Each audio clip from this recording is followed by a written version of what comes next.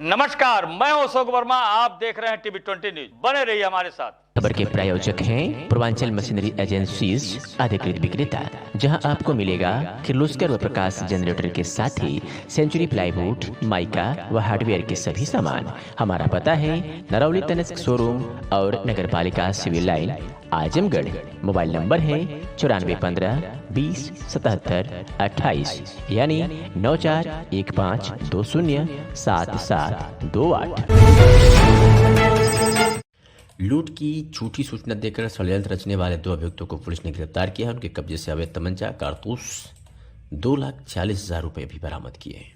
घटना के बारे में आपको बता दें कि थाना सरायमेरी क्षेत्र की घटना है, जहां 8 दिसंबर को पीड़ित सैफ पुत्र मोहम्मद अकरम निवासी मुस्लिम कॉलोनी सिवाला पवई लाडपुर थाना सरायमेर जनपद आजमगढ़ के रहने वाले हैं ने थाना स्थानीय पर शिकायत किया था कि बिजनेस में लगाने के लिए उसने 2 लाख रुपए कैश में उधार लिया था तथा उसके पास सिम कार्ड कलेक्शन का लगभग 46,000 रुपये था, जिस झोले में रखकर अपनी मोटरसाइकिल से अपने बहनोई नवाज पुत्र नियाज निवासी संजरपुर के घर जा रहा था कि रास्ते में मोटरसाइकिल सवार अज्ञात बदमाशों ने खानपुर गांव के गेट के सामने मोटरसाइकिल को ओवरटेक कर असलाहा दिखाकर धमकाते हुए मेरे पास मौजूद 2,40,000 रुपये, पर्स, मोबाइल और पर्स में मौजूद कागज तथा मोटरसाइकिल लूट कर संजरपुर की तरफ भाग गए। इस मामले में पुलिस ने मुकदमा पंजीकृत किया गया और इस मामले में जो झूठी सूचना दी था उसके 2 अभियुक्तों को गिरफ्तार कर लिया है और 2,40,000 रुपये भी बरामद किए हैं। शासन के निर्देश के क्रम में प्रमुख योजनाओं का लाभ लक्षित लाभार्थियों तक समयबद्ध तरीके से पहुंचाने की दिशा में नागरिकों को उपलब्ध लाभों और विभिन्न सुविधाओं के बारे में जागरूकता सुनिश्चित करते हुए समाज के अंतिम व्यक्ति तक योजना की पहुंच को सुगम बनाए जाने के उद्देश्य से विकसित भारत संकल्प यात्रा का आयोजन 24 नवंबर से किया जा रहा है। इसी क्रम में आज विकसित भारत संकल्प यात्रा कार्यक्रम के अंतर्गत विकासखंड अस्पतगढ़ में प्रथम पाली में ग्राम पंचायत बलुआ एवं द्वितीय पाली में कठेछा, बिलरियागंज में प्रथम पाली में जमीन, रसूलपुर एवं द्वितीय पाली में मोहाकर्मनाथ पट्टी, मिर्जापुर में प्रथम पाली में टुंडवल एवं द्वितीय पाली में खरदोनपुर सहित तमाम क्षेत्र में विकसित भारत संकल्प यात्रा का आयोजन किया गया और लोगों को जागरूक किया गया।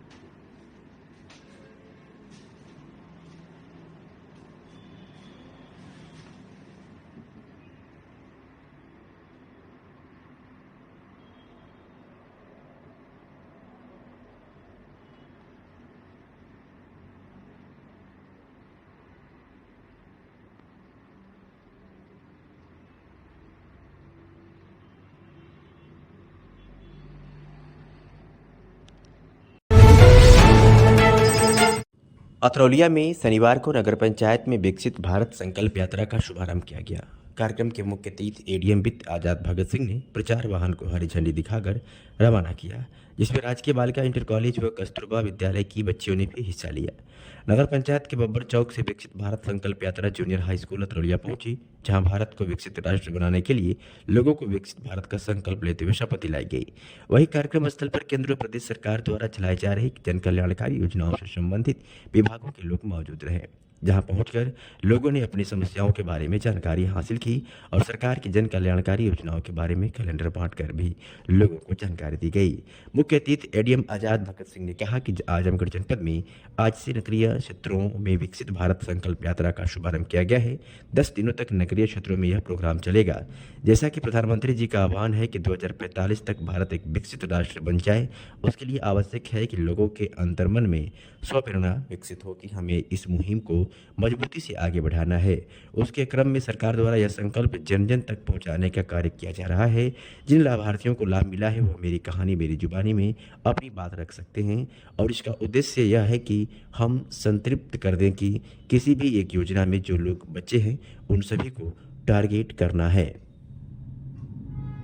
विकसित भारत संकल्प यात्रा निकाली जा रही है सभी नगर पंचायतों में और सभी ग्रामीण क्षेत्रों में। क्या है इसका उद्देश्य, क्या है? देखिए, आज दिनांक 9 तारीख से नगरीय क्षेत्रों में इसका शुभारंभ किया गया है आजमगढ़ में, और ये 10 दिन तक पूरा प्रोग्राम चलेगा पूरे नगरीय क्षेत्रों में। जो छोटे टाउन एरियाज़ हैं वहाँ पर 1 दिन का है प्रोग्राम, और मुबारकपुर और आजमगढ़ में 4-4 कार्यक्रम स्थल है।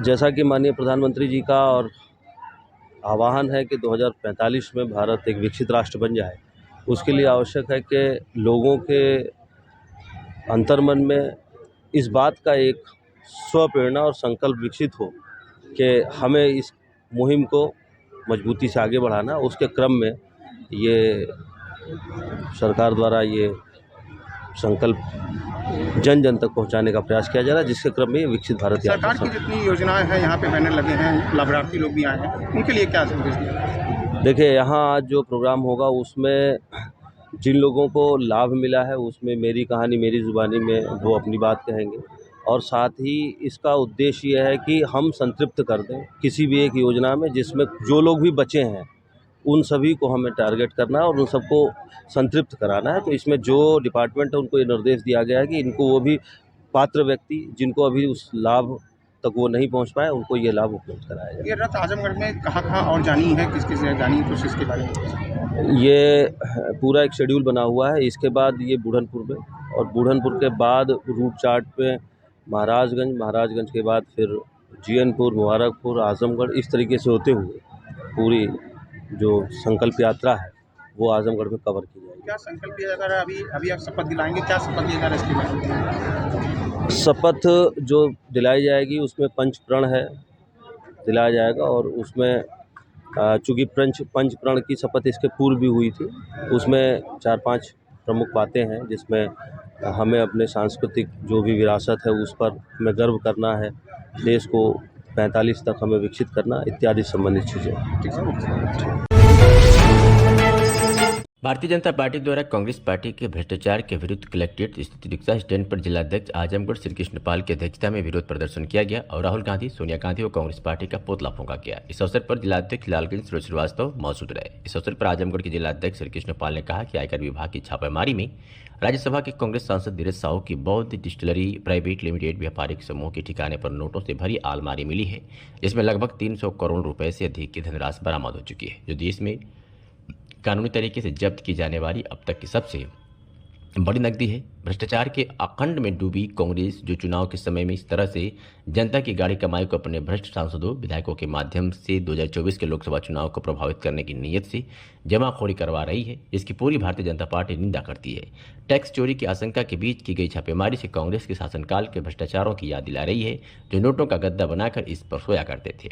इस अवसर पर लालगंज जिलाध्यक्ष सूरज प्रकाश श्रीवास्तव ने कहा कि कांग्रेस के शीर्ष नेतृत्व की घोटाले पर घोटाले करना, टैक्स की चोरी करना, जनता की गाड़ी कमाई को बर्बाद करना, सरकारी जमीनों को औने पौने दामों में बेचकर अपने लोगों को लाभ दिलाना ही एकमात्र उद्देश्य रहा है। कांग्रेस के युवराज राहुल गांधी आजकल मोहब्बत की दुकान चला रहे हैं और उनके मोहब्बत की दुकान में भ्रष्टाचार के नोट बरामद कर रहे हैं। यह कांग्रेस पार्टी अपनी पुरानी भ्रष्टाचार की आदतों से कभी बाज नहीं आएगी। भारतीय जनता पार्टी आजमगढ़ और लालगंज कांग्रेस के भ्रष्टाचारी कुकृत्य की घोर निंदा करते हैं। इस अवसर पर रामनाधीन सिंह, निवर्तमान जिलाध्यक्ष आजमगढ़ ध्रुव सिंह, निवर्तमान जिलाध्यक्ष लालगंज श्रीकांत राय, रामदर्शन यादव, लक्ष्मण मौर्य, कृष्ण मुरारी, विश्वकर्मा, प्रेम प्रकाश राय, विनोद राय, पंकज सिंह कौशिक, डॉक्टर श्याम नारायण सिंह, रामपाल सिंह, संतोष यादव, अनुराग सिंह, ब्रजेश यादव, हरीश तिवारी, विनोद उपाध्याय, सीता चौहान, हरिवंश मिश्रा, पूनम सिंह, पवन सिंह मुन्ना, ननखूराम सरोज, अवनीश मिश्रा, मनोज यादव, ऋषिकेश दुबे, धनंजय कनौजिया, महेंद्र मौर्य, रामचंद्र, रवि राय, विवेक निषाद, मृगांक शेखर सिन्हा, अवनीश चतुर्वेदी, पंकज राय, नीरज सिंह, अभिनय श्रीवास्तव, राजीव शुक्ला समेत कार्यकर्ता और पदाधिकारी मौजूद रहे। सारे बात बात देने का एक सुर में चिल्ला रहे हैं कि नरेंद्र मोदी के इशारे पर ईडी सीबीआई काम कर रही है, उनके इशारे पर आयकर का छापा मारा गया है। लेकिन कांग्रेस के वरिष्ठतम नेता प्रमोद कृष्णन ने ईमानदारी से कहा कि 1-8 करोड़ 2 करोड़ बराबर होता तो हम मान लेते किसी ने प्लांट कर दिया होगा, किसी ने रख दिया होगा। एक घर में आजादी के बाद आज तक एक बार में इससे अधिक बरामदगी पहली बार हुई है, 300 से अधिक बरामदगी हुई है। इसलिए प्रमोद कृष्णन ने भी स्वीकार किया इसमें ईडी सीबीआई का कहीं दोष नहीं, ये वास्तव में भ्रष्टाचार का पैसा है और इसके खिलाफ कार्रवाई होनी ही चाहिए। उसी समय दूसरे एंकर ने भी कहा जो भी नरेंद्र मोदी का समर्थन करता है, सच कहता है, एक स्वर में पूरे हिंदुस्तान विरोधी लोग कहते हैं कि नरेंद्र मोदी का आदमी है, ये भाजपाई है, ये संघ का आदमी है, अंधभक्त है। कल यूएई में रूस के राष्ट्रपति पुतिन ने भी नरेंद्र मोदी की प्रशंसा किया है। शायद मेरे भाई लोग कहेंगे ये पुतिन भी अब नरेंद्र मोदी का आदमी हो गया है। सही कहा सूरज जी ने, इनके नियत में खोट है, कांग्रेस के रग रग में भ्रष्टाचार समाहित है, कुछ भी बाकी नहीं है। तो अगर इनके रग नियत में खोट है तो आप सबसे मेरा आग्रह है, आप सबसे निवेदन है, भारतीय जनता पार्टी का भी यही निवेदन है कि कांग्रेस की भ्रष्टाचारियों पर अंतिम चोट हमको आपको सबको मिलकर के करनी होगी। हम गली गली चौराहे चौराहे गांव गांव जाकर के बताएंगे, कांग्रेस के भ्रष्टाचार को गिनाएंगे और जनता की अदालत में जनता को साथ लेकर के इस भ्रष्टाचारी कांग्रेस का समूल समापन करने का काम करेंगे। यही आज के धरने का उद्देश्य है। आप सब लोग, मुझे ताज्जुब हो रहा है, आज भारतीय जनता पार्टी के सभी नेता आजमगढ़ लालगंज दोनों जनपदों में जो संकल्प यात्रा चल रही है, आदरणीय नरेंद्र मोदी जी अपनी योजनाओं को जमीन तक पहुंचाने के लिए एड़ी चोटी का जोर लगाए हुए हैं। हमारा एक एक कार्यकर्ता स्वयं पे जाकर के सरकारी अधिकारियों कर्मचारियों से पूछ रहा है भारत सरकार की योजनाएं, नरेंद्र मोदी की जन कल्याणकारी योजनाएं, गरीब कल्याणकारी योजनाएं कहां तक पहुंची है, किसको शौचालय मिला, किसको मकान मिला, किसको गैस मिला, किसको नहीं मिला, उसका रजिस्ट्रेशन कराइए।